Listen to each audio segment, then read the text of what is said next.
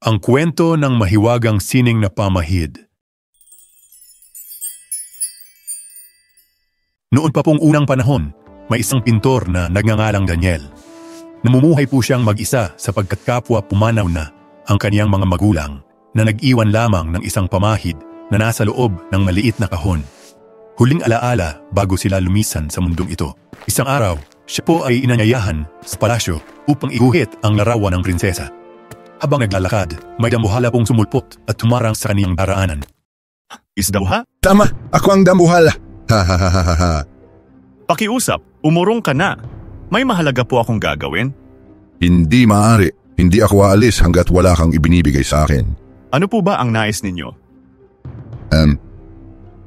Iyang hawak mong bagay ngayon. Ang kahong ito po ba sa aking kamay? Oo, ibigay mo agad sa akin. Hindi. Iyan lamang ang iniwan sa akin ng aking ama. Hindi ko po iyon ibibigay. Talaga, lalo ko tuloy gustong makuha iyan. Sige na. Maaari mong kunin ang pamahid sa loob, ngunit akin ang kahon. Ganun ba? Sige, pumapayag ako. Hindi kita sasaktan. Isang pamahid lang ang ibigay. Heto, kunin mo. Ako'y aalis na. Mabuti lang na aking rin kahon. Makahanap akong bang pahit. Nagtuloy sa niya patmong daho at ay nakita ang pago na kaditsaho. Nagpatuloy si Daniel patungo sa palasyo at nakakita siya ng kuwago na nakabitag sa isang halaman. Oh, maliit na kuwago, bakit ka nakadikit sa dahong iyan? Tutulungan kita. Ayos ka na po ba ngayon? Umango ang kuwago na wari nakakaunawa. Aba, tunay bang naunawaan mo ang sinabi ko? Nakapagtataka, talagang naiintindihan mo ang aking sinabi. Sige, ayos na po. Ikaw sa iyong daan, ako sa aking landas. Lumipad palayo ang kuwago. Nagpatuloy si Daniel hanggang sa marating niya ang palasyo. Magalang na pagbati kaniyang kamahalan. Narito na po ako upang iguhit ang prinsesa. Mga alila, ihanda agad ang kasangkapan sa pagpipinta para kay Daniel. Maingat at may kagandahan pong ipininta ni Daniel ang prinsesa. Kaniyang kamahalan, tapos na po ang larawan. Napakaganda. Pahintulutan akong makita. Ayaw po sa inyong utos kaniyang kamahalan. Ha? Kay lakas ng hangin. Aba, tinangay ng hangin ang aking pintura. Tinangay ng hangin ang larawan ni Daniel palayo hanggang sa mawala sa paningin. Patawad po kaniyang kamahalan. Iguguhit ko po muli. Ayos lang, wala kang kasalanan. Ngunit nasayang po ang inyong oras, Maharlika. Ayos lang, maaari mo akong iguhit muli. Tinatanggap ko po ang utos ninyo, kaniyang kamahalan. Kung ganon, magsimula ka na. Muling nagsimulang gumuhit si Daniel. Samantala, ang nawalang larawan ay napadpad sa kalapit na kaharian. Ministro, suriin ang lumilipad na papel. Ano yan? Opo, Maharlikang Hari. Agad po.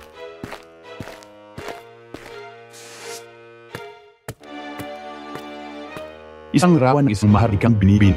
Dahil mo rito, ipakita mo sa akin. Haling kaharian ba galing ang prinsesang ito? Siya po ang prinsesa ng karatig nating kaharian. Mula sa katabing kaharian, ha? Ang larawang ito'y nagpabighani sa akin. Nais ko siyang mapangasawa. Dalhin agad ang aking sulat sa kaniya. Maharlika, paano po kung tanggihan niya ang inyong alok? Bakit naman niya tatanggihan ang ganitong alok? Sapagkat marami na pong tumanggi sa kaniya kahit mahal siya ng lubos. Wala akong pakialam. Sundin ng aking utos. Kapag hindi pumayag, lusubin natin ang kanilang kaharian. Susunod po sa inyong utos. Kinabukasan, bumalik si Daniel sa palasyo upang iguhit muli ang prinsesa. Magalang na pagbati, Maharlikang Hari at prinsesa. Narito po ako upang ipagpatuloy ang pagpipinta. Kahanga-hanga, bumalik ang ating pintor. Simulan na ang bagong larawan. Salamat po, mahal na ama. Ginoo, may sugo mula sa karatig na kaharian na humihiling ng isang pagpupulong. Ano naman ang kailangan nila ngayon? Mga bantay, papasukin agad. Opo, Maharlika. Magsalita ka. Ano ang pakay mo sa aming kaharian? Hayagan pong ipinaabot ng aking hari ang kanyang alok na pakasalan ang inyong prinsesa. Ha? Pakakasalan ng aking anak? Ama, hindi ko po tatanggapin ang kasalang yan. Nagtataka kami. Kailanman ay hindi lumabas ang aking anak. Paano siya nakilala ng inyong hari? Maharlika, nakita niya po mula sa larawang ito. Aba, tinangay ng hangin ang aking obra patungo sa kanilang lupain. Hindi po ito maganda. Kaya po ba tatanggapin ng prinsesa ang alok ng aming hari? Hindi namin agad masasagot. Ipapaabot na lang namin ang aming pasya. Kung gayon, ipinaalam ko ito. Kapag tumanggi siya, magkakaroon ng digmaan sa ating mga kaharian. Yun lang po, ako'y magpapaalam na.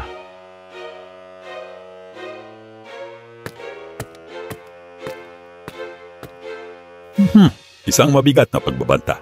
Anong kabastusan? Ama, ayaw ko pong magpakasal sa haring yon. Mukhang wala tayong ibang magagawa kundi humanda sa digmaan. Kaniyang kamahalan, kung hindi po maganda ang pakiramdam ninyo, maaari akong bumalik na lang at magpinta sa ibang araw. Naiinis ako sa pag-alam na tatanggihan natin ang alok ng haring iyon. Tiyak na atakihin na nila tayo ngayon. Kung sumiklab ang digmaan, maaari ba tayong manalo, Maharlika? Hindi kami mahilig sa digmaan at mahina ang aming hukbo. Tiyak pong matatalo tayo kapag lumaban. Nalulungkot po ako. Sana'y makatulong ako sa ating kaharian. Gayon din po ako. Ngunit hindi tayo dapat magpasupil sa mga nangaapi. Tama po kayo. Kapag tayo'y sumuko, muli at muli nila tayong sasaktan. Umuwi si Daniel at nagmuni-muni ng mag-isa. Ano kaya ang dapat kong gawin upang mailigtas ang ating kaharian? Nakita niya ang ilang titik sa kahon. Ha? Ano itong nakasulat? Anak ko, ingatan mo ang pamahid na ito. Ito ay mahiwaga. Lahat ng iyong iguhit ay nagiging totoo. Naku! Nakuha ng dambuhala ang aking pamahid. Kailangan ko itong mabawi. Ngunit paano kung hindi niya ito ibalik? Ano ang aking gagawin? Biglang dumating ang kuwagong minsan niyang tinulungan. Oh, maliit na kuwago, bumalik ka? May gusto ka bang ipakita sa akin? Sinundan ni Daniel ang kuwago papasok sa isang yungib sa bundok. Bakit mo ako dinala rito? Mayroon bang mahalaga sa loob ng madilim na yungib na ito? Kay dilim, hindi ko kayang pumasok mag-isa. Lumipad papasok ang kuwago. Nakakakita ito sa dilim. Bumalik ito na may dalang mahiwagang pulseras. Kanghamanga, anong uri ang pulseras yan? Ibig mong isuot ko ito upang labanan ng dambuhala, tama? Tumungo si Daniel upang harapin ang dambuhala. Hoy! Masamang dambuhala! Lumabas ka! Hindi mo ba ako naririnig? Sino ang nag-alaslob sugawan? Huwag mo akong gambalain, natutulog ako. Isauli mo ang aking pamahid ngayon din. Ha? Nangahas ka pang bumalik sa akin? Isauli mo bago pa ako lubos na magalit. Siya! Nangangahas kang takutin ako. Ipakikita ko ang tunay kong lakas. Sige, buong mo.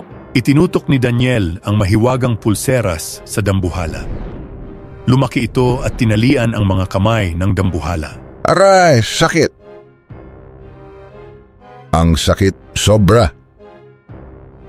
Isauli mo na ngayon ang aking mahiwagang pamahid. Sige. Ibabalik ko na. Basta alisin nyo lang itong bagay sa akin. Ang sakit-sakit na.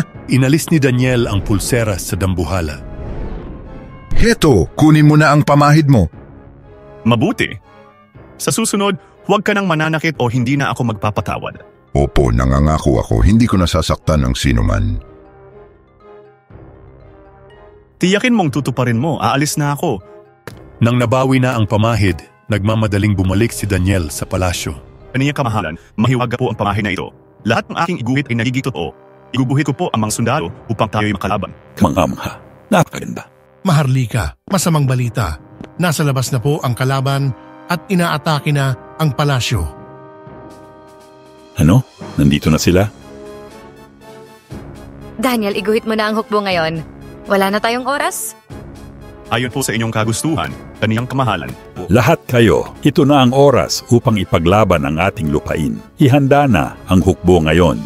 Agad po, Maharlika.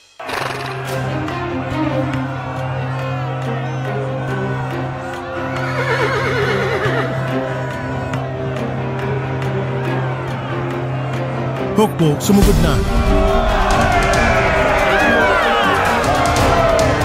Sa kasamaang palad, natalo ang hukbo ng prinsesa. Nagwagi ang kalaban. Ha ha ha ha. Sa wakas, ang inyong kaharian ay napasa ilalim na sa akin. Mas pipiliin ko pang mamatay kaysa magpakasal sa gaya mo. Mga sundalo dakpin ang prinsesa agad. Tigilan ninyo, narito ako, walang sasakit sa kanya. Ano? Sino ka para magsalita na ganyan sa isang hari? Mga sundalo, dakpin siya at ipadala ang aming dambuhalang hukbo upang wasaki kayong lahat. Opo, Maharlika. Tatawagin ko ang sarili nating dambuhalang hukbo upang wasakin ka.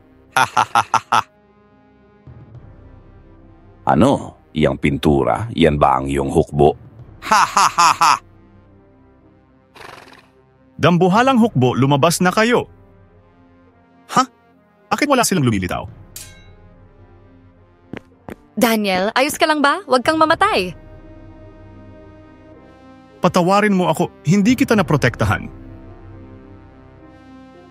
Tumakas ka na kaniyang kamahalan, ako na ang haharang sa kanila. Mabigat ang iyong sugat. Ano pa ang magagawa mo? Hindi kita iiwan. Tama na, mga bantay, dakpin ng prinsesa. Bumagsak ang luha ng prinsesa sa pintura at biglang naging totoo ang dambuhalang hukbo. Maharlika, totoo po. Buhay ang dambuhalang hukbo. Aba, umatras. Pauwiin lahat ng hukbo. Pinalayas ng dambuhalang hukbo ang mga hukbo ng masamang hari at pinauwi sila. Kaniyang kamahalan, iguguhit ko ngayon ang isang banal na gamot upang pagalingin ang sugatan at buhayin ang mga pumanaw. Natapos ni Daniel ang pagguhit ng gamot. Dinagdagan niya ito ng luha ng prinsesa at naging totoo ang banal na gamot at pinagaling ang lahat sa isang iglap. Daniel, iniligtas mo ang ating bayan. Bilang gantimpala, ibinibigay ko sa iyo ang kamay ng aking anak at ikokoronahan kitang susunod na hari.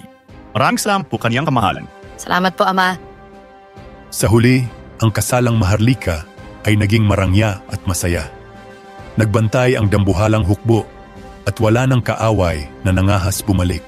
Aral, ang kayabangan tulad ng sama-samang hari ay laging hahantong sa pagkabigo sa huli.